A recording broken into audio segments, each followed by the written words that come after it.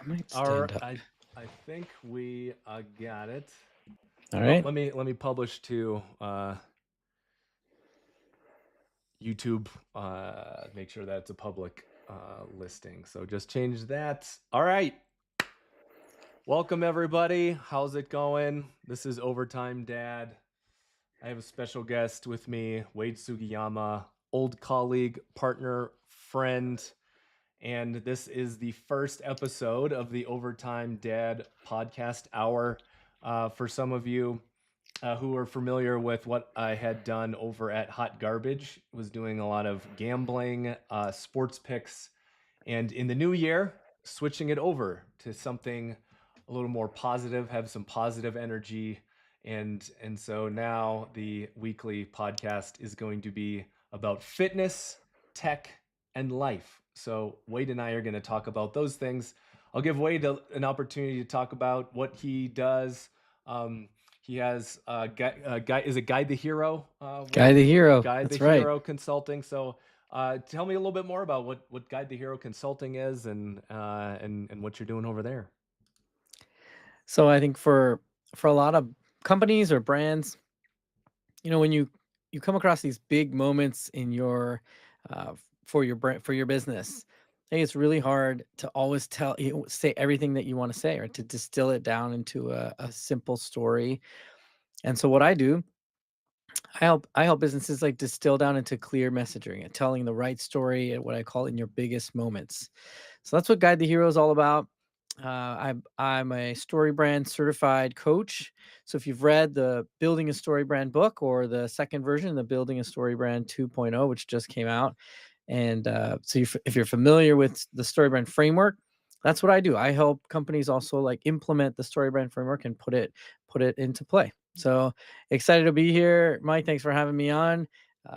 It's been great to kind of catch back up with you after we had worked together a while back. So I'm excited to be here. Yeah, all right. And both of us are the first kind of topic that we're going to be talking about is Wade and I are both fitness guys.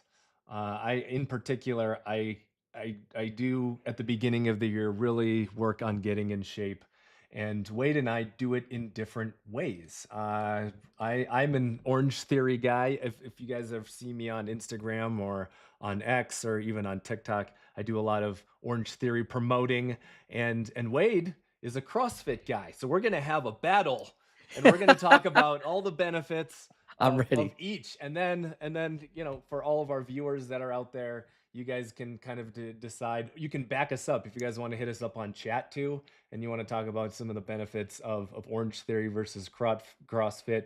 But we're gonna Wade and I are gonna have a small debate on which one is better and why. So I'll start about Orange Theory, and then I'll let Wade talk about all the positives of CrossFit. So I do Orange Theory. I've there every at the beginning of every year. This is what I really like about Orange Theory is they have something called the Transformation Challenge, which is you measure your total body fat, or you can measure muscle, and you're going to either go for total muscle gain in 8 weeks time by taking at a minimum 3 Orange Theory classes per week, or you're going to go for body fat loss. And by body fat loss, it's the percentage of body fat that you've lost. It's not like just total pounds, but it's a little bit more that's guided on like, healthiness, because you want to be losing a percentage of body fat, not necessarily like total aggregate body fat. And so I do that. I've won that contest. I'm going for my sixth out of seventh year that I've won that, and the only year that I didn't win, I got in second place. So I have it down to a science. I have all the different strategies. So that's one thing I really like about Orange Theory is the transformation challenge. Two, I it's there's kind of two other components that really get me behind Orange Theory. Um, there's like I'm really into the hit workout, so like doing intervals, and I like that. We mix it up whether it's you're on the rower or you're on the runner, because I used to be a runner, a long distance runner, so I still like to keep that running element and the cardio. And then there's the floor, and I think the other benefit is that you're always wearing a monitor. It's always monitoring what your different your levels of heart rate are going to be. And the reason it's called Orange Theory, for some of you guys that are Orange Theory members already, is that what you want to be is in the orange zone where your heart rate is at between 84 and 91% of your max heart rate. And so that's why they call it orange theory, is they measure how many minutes you are in the orange zone. So those are kind of three major benefits of transformation challenge: the measurement, and I think the variety of different exercises that you get with Orange Tree. So that those are some of the things I love about it. Tell me what you love about CrossFit, Wade.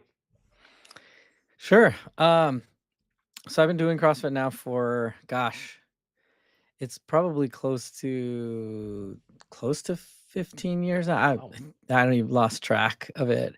So it's been a long time.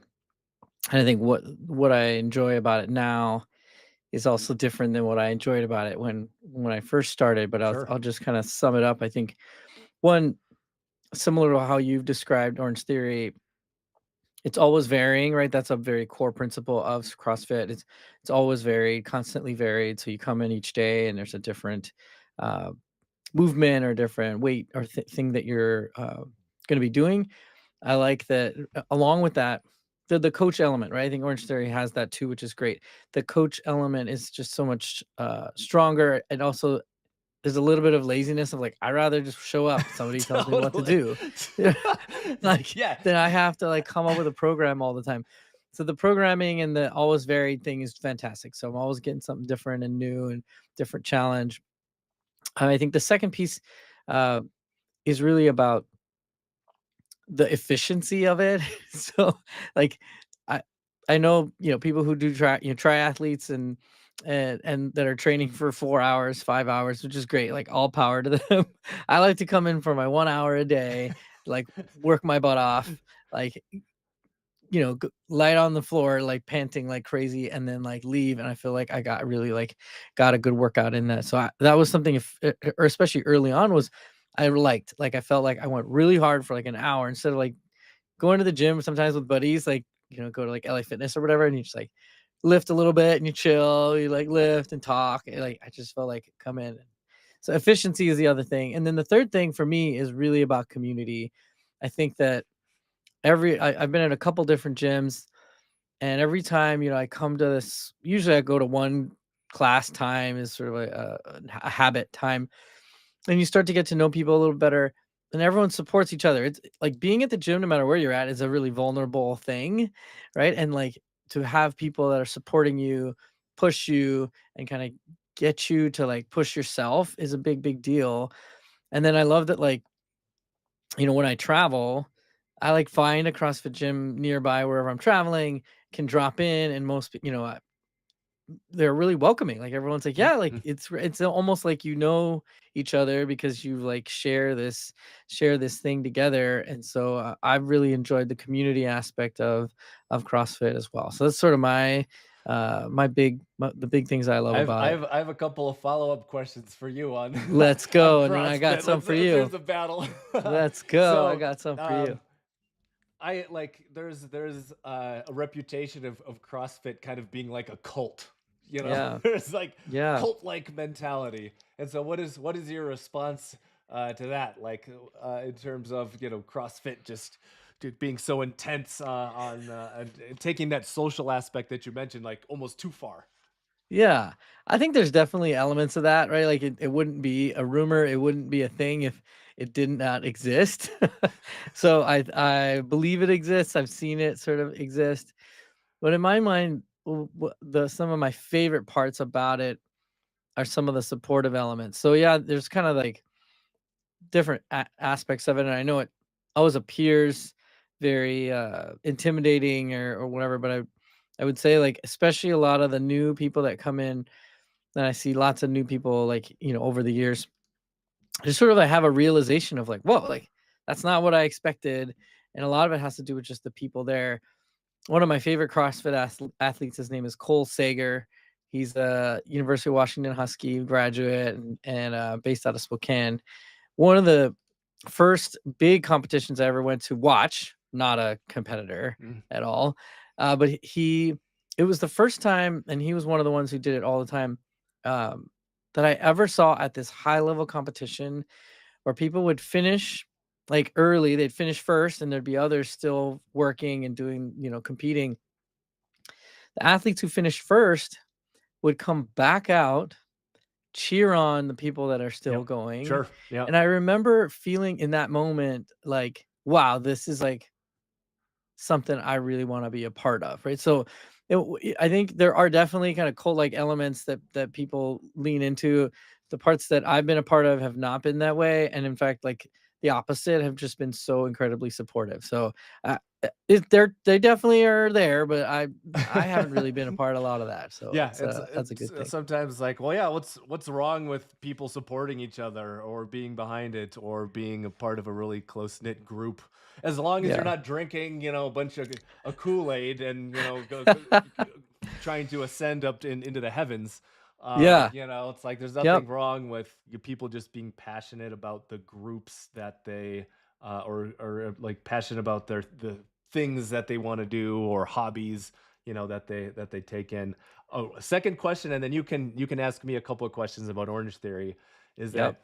that uh, is there a lot of injuries? Do you see a lot of injuries? They're intense movements, right? Maybe Orange Theory is a little bit more, let's say, vanilla, more margarine in terms of the intensity of the movements that are happening. So, do you see a lot of injuries in CrossFit, or how often do you see that, or have you personally, have you gotten injured, and how have you overcome that, and how do you address that when you're doing CrossFit workouts? Yeah, that's a common question too, and I have seen some injuries and some like, not great ones for sure. Um, and a couple things that it always comes down to as long as I've been in it. One is coaching.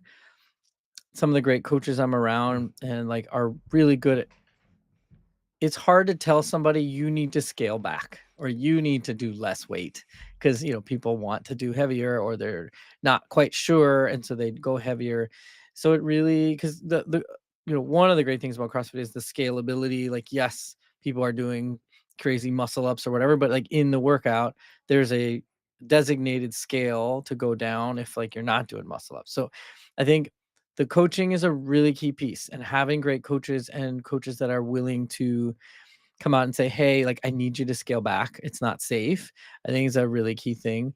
The thing I will say is like, if you ran, like runners, which maybe everyone would consider like a relatively safe sport, like, there are so many people with injuries, knee injuries, and like plantar fasciitis, like everything. I think the more that you push your body to the limit, the more possibility for injury. I will say something as I've been doing CrossFit more is I'm much more aware of my body, and CrossFit is intended to be like a functional fitness. So you're sort of like using your body in a way that you would use it outside of the gym. Not everything is that way. So like, not a lot of places am I you doing handstand push-ups, but like, but the intention though is when I do other sports or when I try other things, I'm much more aware of my body, of like what feels right or what's not supposed to do this, and so I noticed because I have gotten injured here and there. I've never had a major injury. Usually it'll be like a back strain here or there, or I had a shoulder impingement for a while because we do a lot of pull-ups and things with shoulder. And so I go to PT and I like listen to what the PT's saying, and there's a lot of mobility we do ahead of time. I definitely could do more, but it's just trying to understand your body well enough to like know when to push. And usually if I get injured, like I had a back injury about a month ago, and it was minor, but come in and I know like I still want to move, but the weight goes down and I scale back even though the ego wants to go harder or heavier. You just have to know your body really well, and I think that works out okay. Yeah. Yeah, yeah. I've been trying to do as much cross training as I can too, just get different body movements. Like I'll do the bike, I'll do the like if I'm starting to just get burnt out on all the running, I'll hop on It's a the lot of bike or running. the elliptical or like something else, or I'll hop on my Peloton and then get that going just to get different body movements in there. Yeah.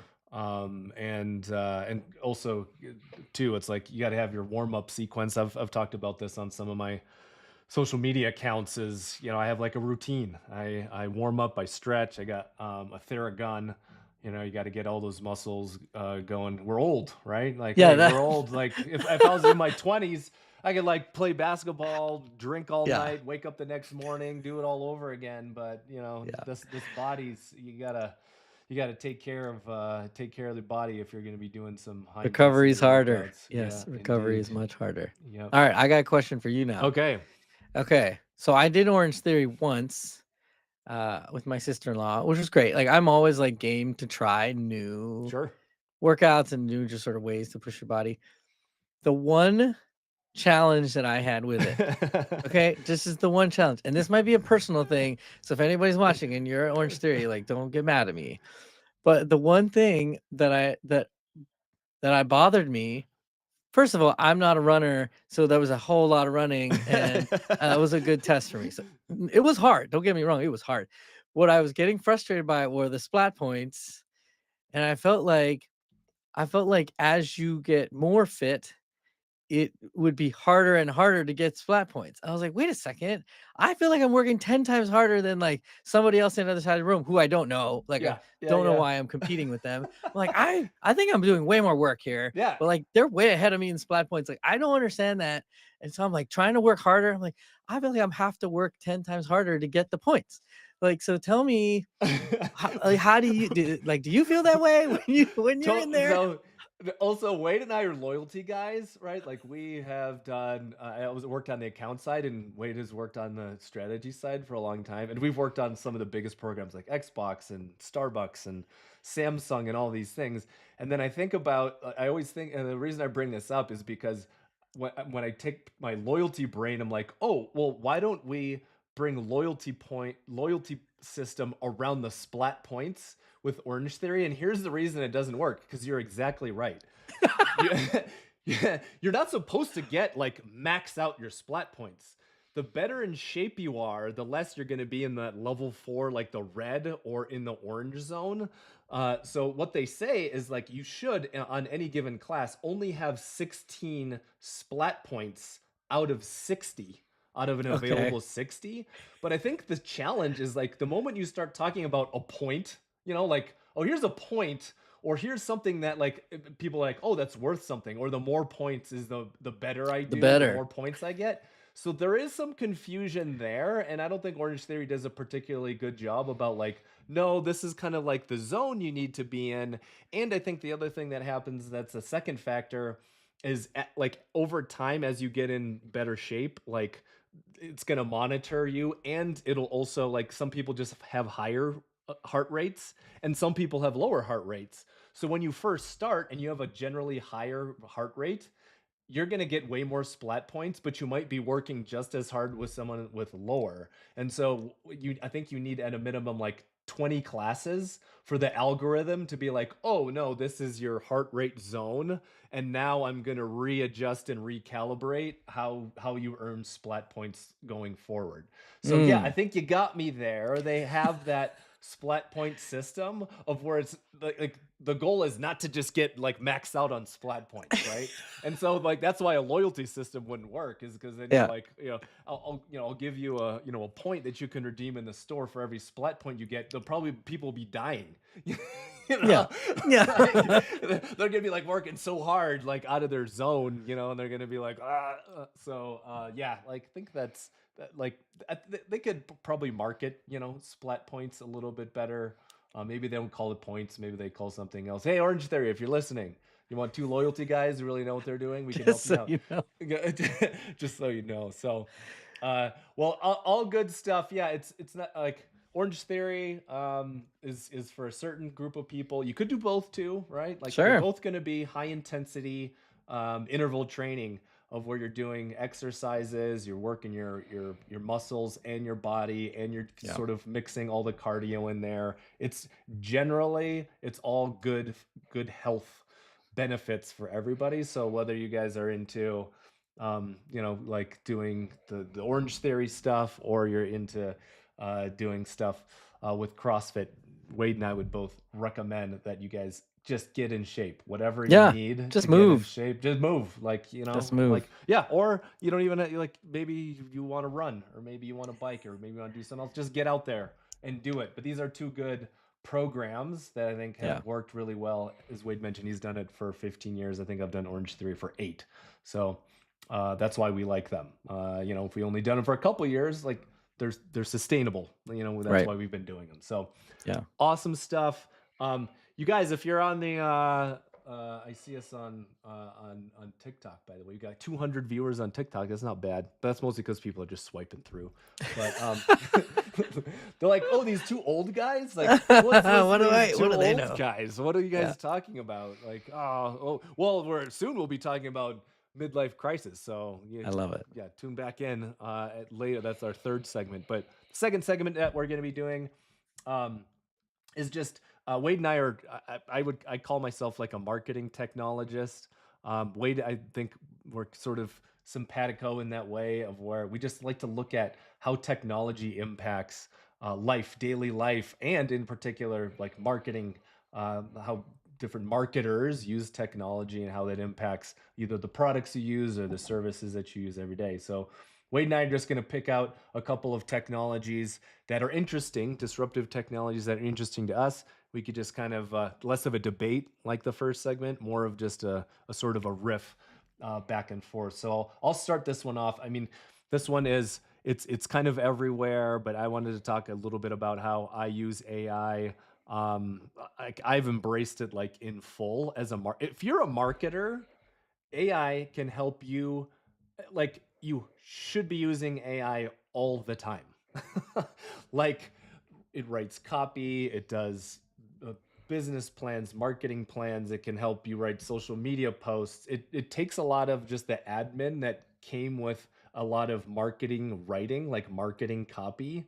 And look, don't take it wholesale for what it is. Like, it's going to give you something that you definitely have to QA, and you have to add your human element to whatever that is. But like, it's been huge just in terms of copywriting. Like, and I'm sure a lot of copywriters are scared about this, but it's a reality. So if you're a copywriter out there, what I'd say is you got to learn to embrace it. How are you going to use it? How do you adjust? And then how do you evolve yourself in what you do to use that technology to benefit you? But it really is like everyone says, like AI is like an assistant. I mean, it really is a half a person for me. If I need like a project brief, it knows a lot about the brands. Like, I load information into, right now I'm using chat, but I'm going to start migrating over to Gemini. But it knows like a lot about my brand tone, or what this company does. Like, I have another company I work on called Super Streaming, and it knows a lot about like what our products are, what our positioning is, who our competitors are. It remembers all of those things. So then when I prompt it next, it goes in, it looks at its memory, and then it's going to give me something. Again, it's not perfect, but it's like most of the time it's 70% there. Yeah.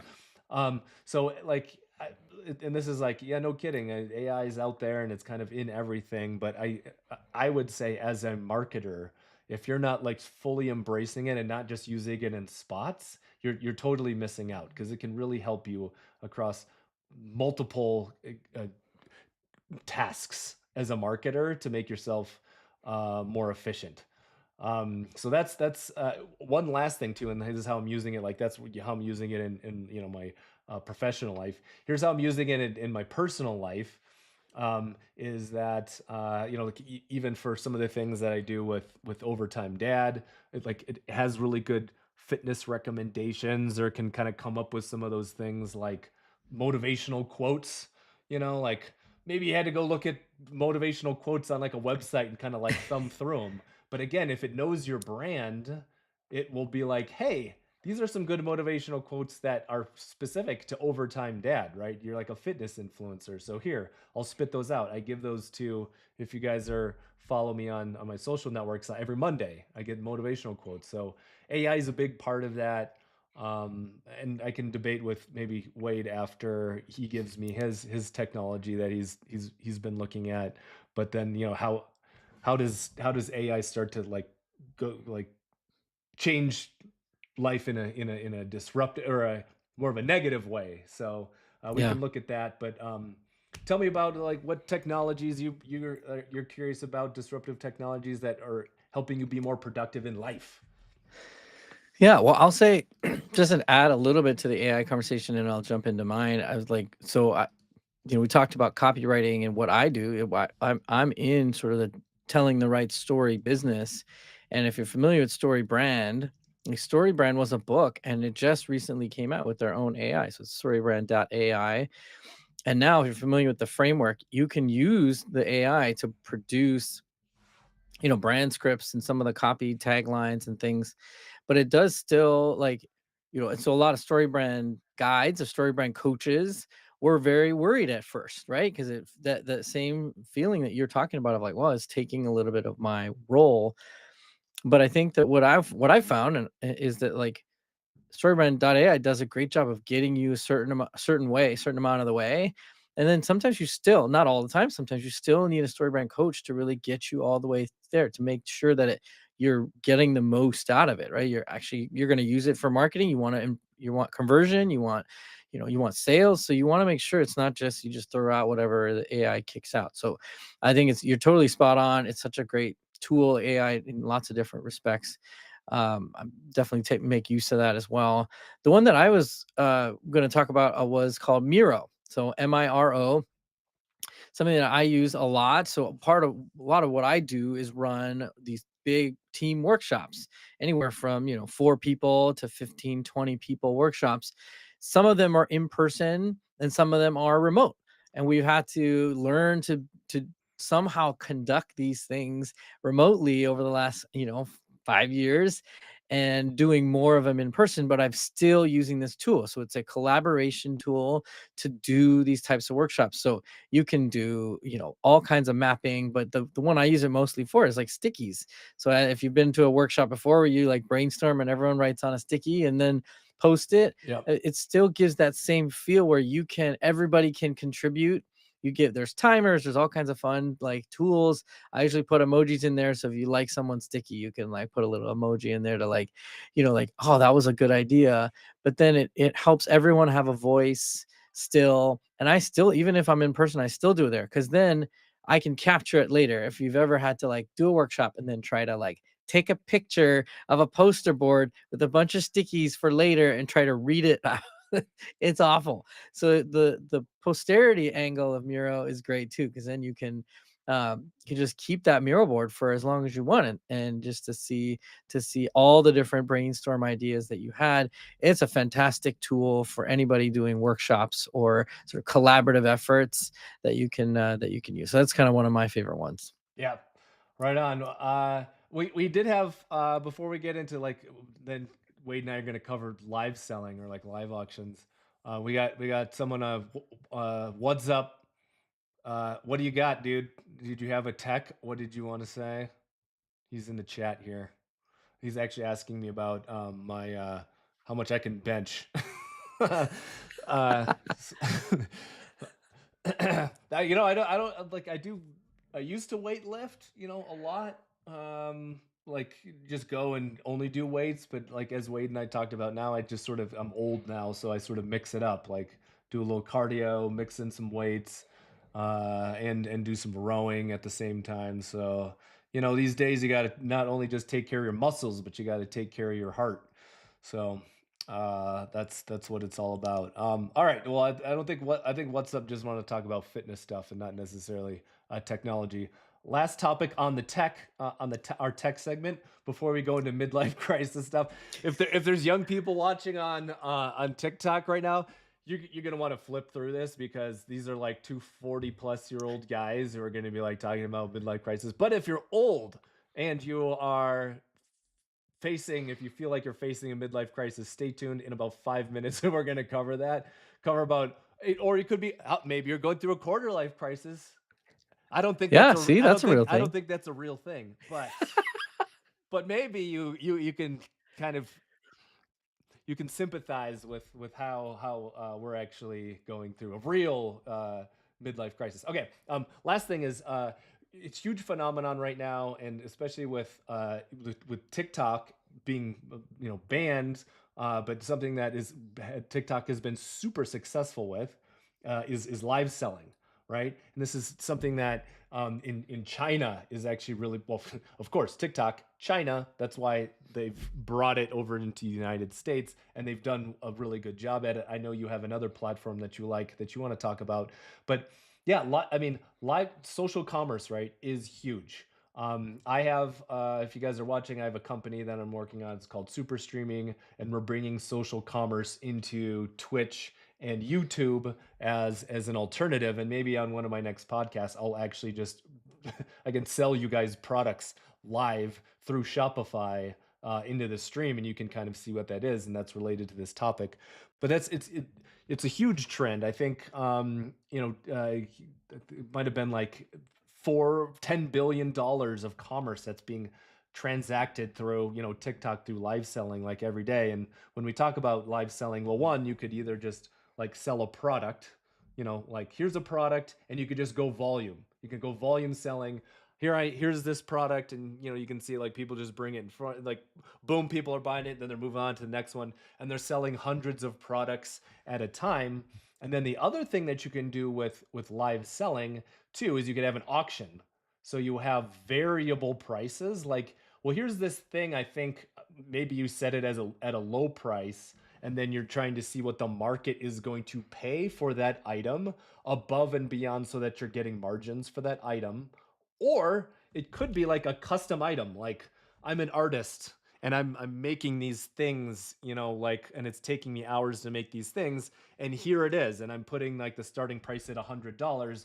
Then you're like real time seeing what people think the market, like they're setting the market price for you as you're doing like a live auction. You're live selling it, in your social media networks. And I just think it's the new way.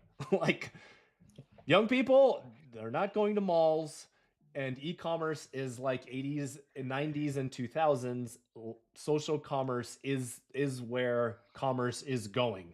Let's just say that. And so I know that you were wanted to talk about a platform that you have been observing, or maybe you use it, Wade. So what are some of your observations and commerce, social commerce and live selling? Yeah, so Whatnot is the one that I would say observing. I am not buying yet, but man, it is such a different experience to just even watch it, right? And I know I sound old when I say that, but like I'd first come across it, a friend of mine uh was shopping in it, and she Yep. was like, I was like, "What are you doing?" She's like, "Oh, I'm on Whatnot." I'm like, "What do you mean you're on Whatnot?" She's like, "Well, I'm like buying," and like I was staying at their house, like friend's house, and like it's my cousin and his fiance, and she would like have things come to the door, like and I was like, Is that from Whatnot?" She's like, "Yeah, it's from Whatnot." And like things like every single day, and Hmm. she'll be like on it in between or in the car ride and like buying things. I'm like, "What? You're like buying things?" She's like, "Yeah, I got this thing for like really good deal," and I'm like, "Oh my god!" So I had to see like, what and these things, like, if you've not seen what it looks like, there's a lot of them are auctions on Whatnot, where, like, people bidding, but there's, like, 10 seconds. It's, like, Yeah. 10 seconds, bid, and someone wins it, boom, and next thing, boom, like and when Mike says volume, I mean, that's, like, totally what they're just selling it like crazy. And I hear Gary Vee talk about it all the time. He's like, "I swear garage sales are gonna go down this route someday." I was like, "I Yeah. believe that. I believe that."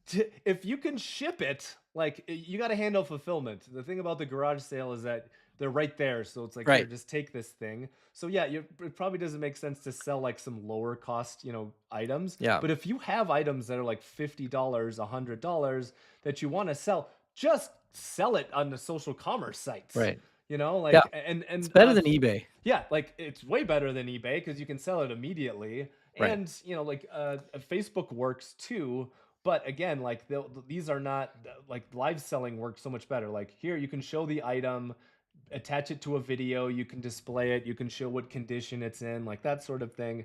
And so yeah, I just think it's super interesting. And again, like, here's my shameless plug, is that a lot of like between Whatnot, here's the challenge with Whatnot is a lot of people have built followings on X, and with Right. TikTok, like, it's growing so fast, so they have their own following on TikTok. But with the uncertainty around TikTok, it's like, ooh, what's going to Yeah. happen with TikTok?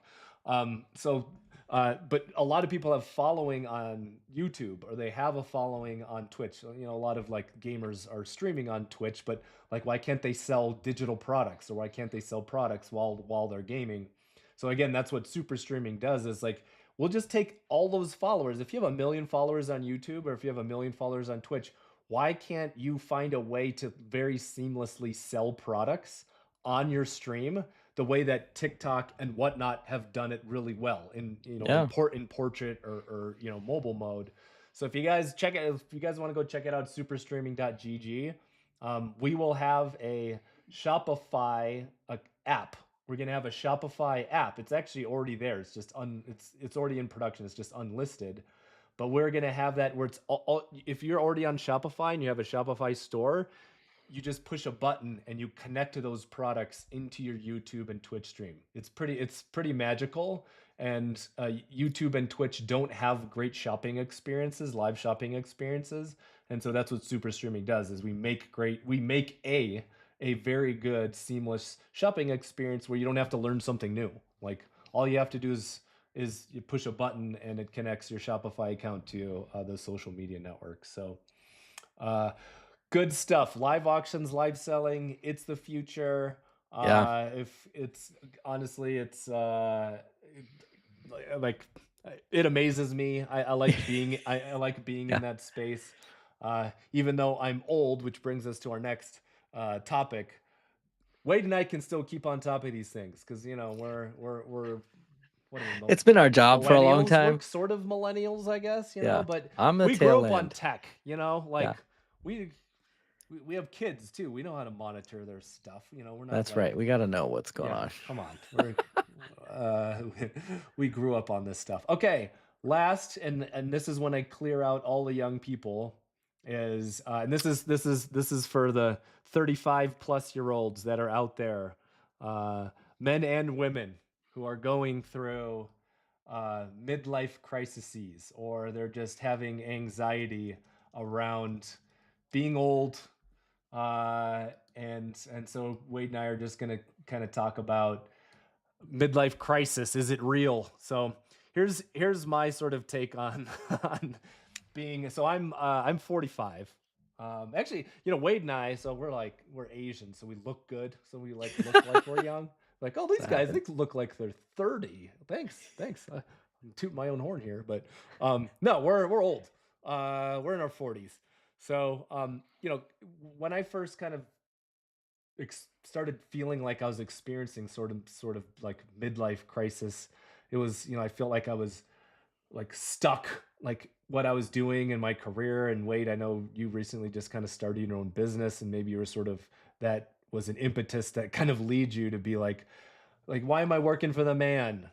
Just like doing the same old thing and serving someone else's needs. Like, I need to do something else. Of course, one of the other stereotypes, and I've definitely felt it, is like buying stuff. All of a sudden you're just like buying motorcycles, sports cars, Toys, all these like toys. new apparel. It's like, oh, this makes me feel young, like buying all like new clothes. Like, all of a sudden you start going on these shopping sprees and stuff.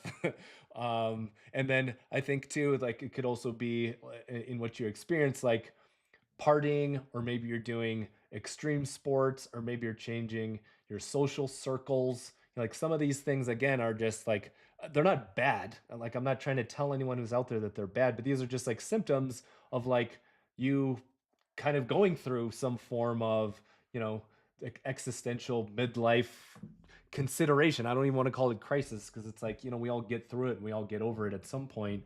But like, those are some of the things, that I would be on the lookout for that happened to me personally, where it's like, damn it, why do I want to buy this thing? And then it's like, oh, Yeah. I'm probably going through a midlife crisis. So, um, here, I'll hand it over to Wade in a little. I'll make one more point, and then I'm going to sort of hand it over to Wade, and maybe he can talk about his experiences. I think the other thing too is like why does this happen? And like, look, if you're in midlife, if you're 35 plus 40s and you're not going through this, like, more on you. I'm not trying to tell you like it definitely is going to happen to you or it should, but it is common. This is why it's in kind of pop culture in general. But I think there's just you kind of go through a psychological need to like identify yourself. Like all of a sudden, it just sort of becomes like, now I have these kids and I chase them around, or I have this certain job and I've been doing this job for X period of time. And I've definitely asked this more often than I ever did in my 20s and 30s, is like, who am I? Like, Yeah. like what defines me, Mhm. as a person? And I'd never really asked myself that. Of course, I asked myself that like in my 20s and 30s, but I think I was just like so busy, like just trying to like, kill it, and grow and do all these things, that now it's like more reflective. And now it's just like, I don't even like, what is this being? Or like, Yeah. you used to stare at yourself in the mirror sometimes, like, I don't like, who is this person? So it's a little bit of like a coming to, and having a Yeah. little bit of retrospective on like, you've lived a long time, like who are you? And I think the other thing that also factors in is, parenting, marriage, aging, could be like your finances, like a lot of these things as you get older start, like their concerns and their stressors. Like you guys, if you're young in your 20s, enjoy the hell out of it, because when you're in your 40s, there's like 5 times as many stressors in your life than ever. You Yeah. just don't think about those things, and you're just like, God, man, why do my parents always tell me like enjoy it? Well, you should. This is coming from an old guy. Enjoy it, because there's those stressors. So I think between stressors, shift from growth mode to kind of maintenance mode, and like redefining your purpose in life, or kind of asking about who you are, I think those are some of the things that might lead you to a midlife Yeah. crisis of sorts. So tell me a little bit about your experience and any of your observations that that you've seen. Kind of Yeah. going I through. Maybe it's think not maybe it's not as a crisis mode, or it could just be maybe a look back. But share with us. yeah. I don't know that I'm definitely in the crisis mode. I've seen others and I can see how, right? Like I see how, and I think you hit the nail on the head, right? With the identity conversation, because I think, yeah, at least for me and like people that I'm around, that you kind of grow up and you attach yourself, your identity to lots of different things as you grow up. Or you have different phases of your life. Maybe you identify with your job, or maybe even growing up, you're with your sport and your sports team, or your high school, or your college, right? Like there are lots of things that are almost tailor made for you to identify yourself with and give you identity.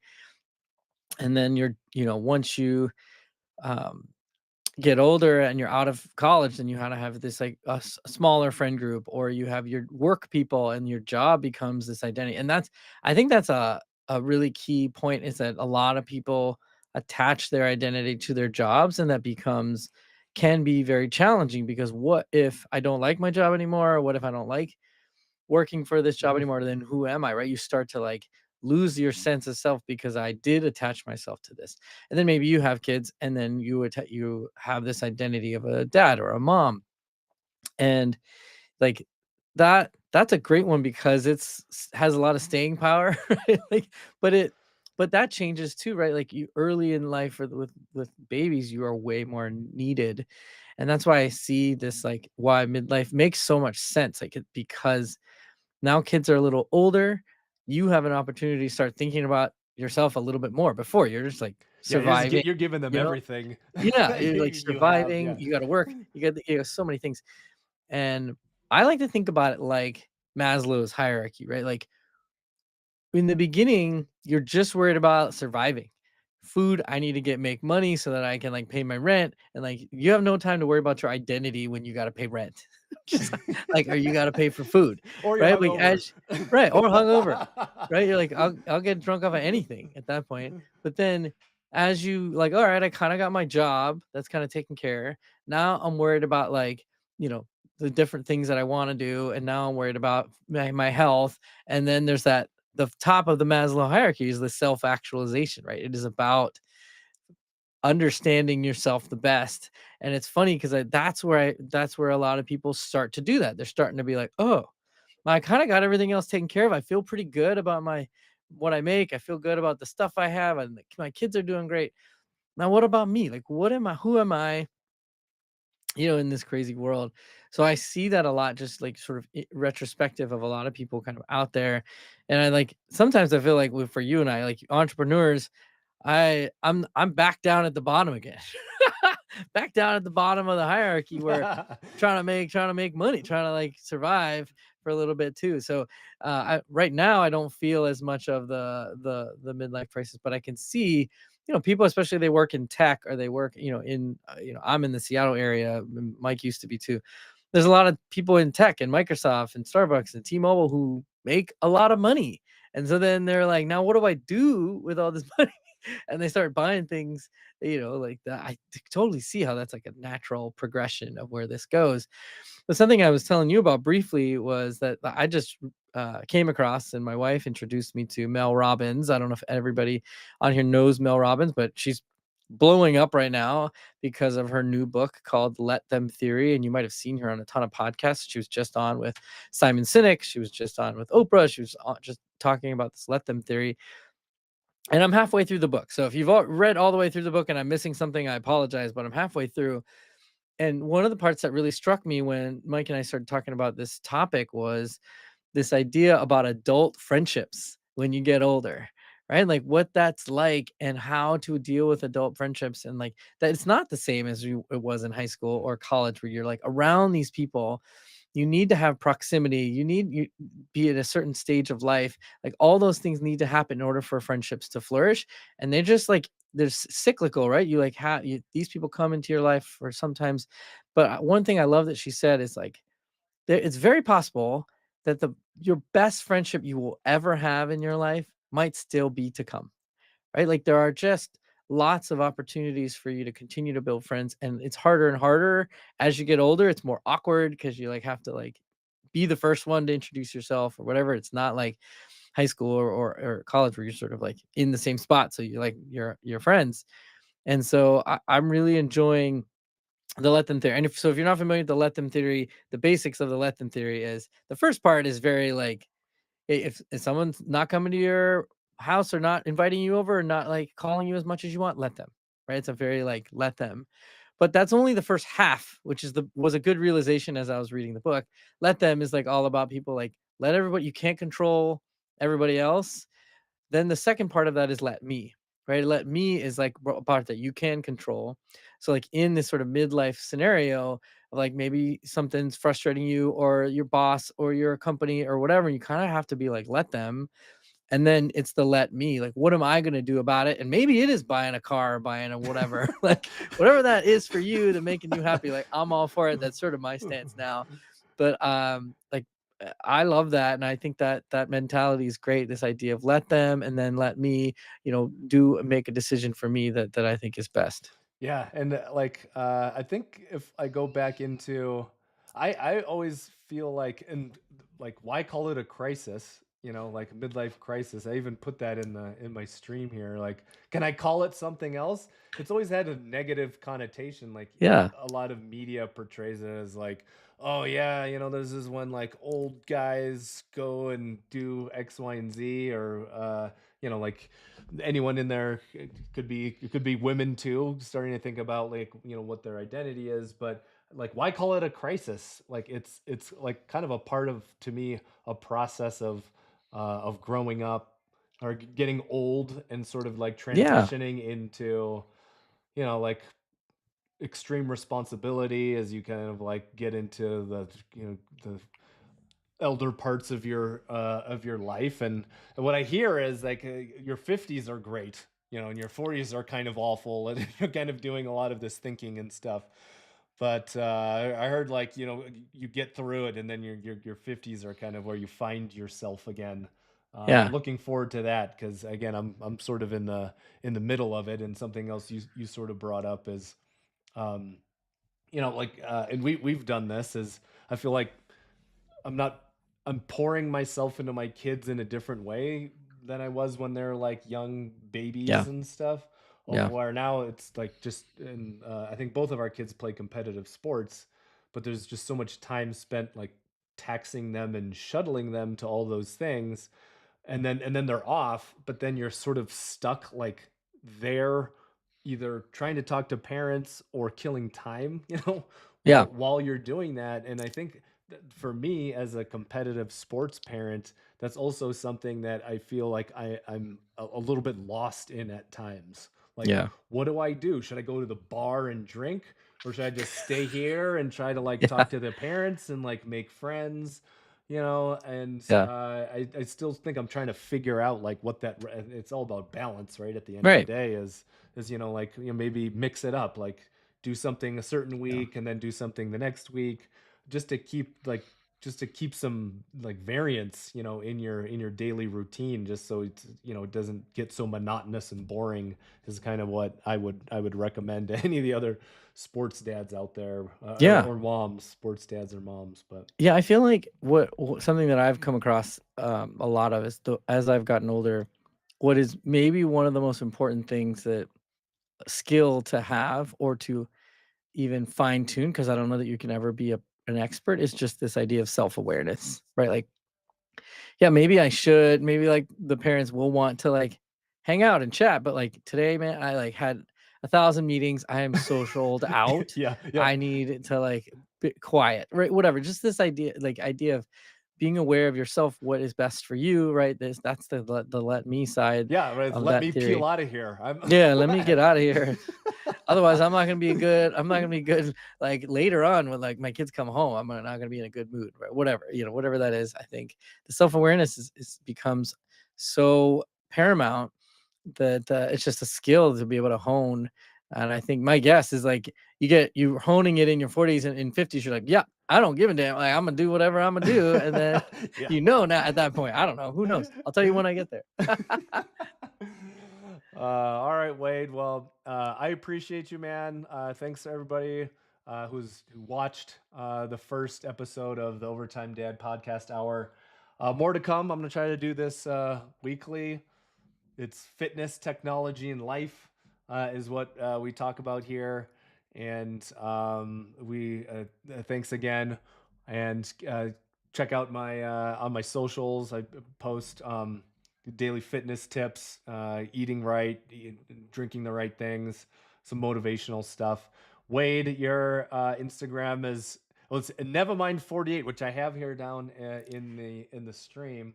Yeah, But yeah, check. What are your other and on socials? What else are you on? TikTok, I'm on at just Wade Sugiyama. I'm on LinkedIn with just Wade Sugiyama and YouTube at Wade Sugiyama. Yeah, Wade's always dropping awesome knowledge. Just kind of same sort of things that we talked about here, which is he's a marketing expert, but also just daily life tips, right? Like how you're getting through those and how you can kind of motivate yourself to keep attacking your day, like keep Yeah, attacking your day, which is really important. Like for any of those out there that are, struggling, or if you guys are having, mental health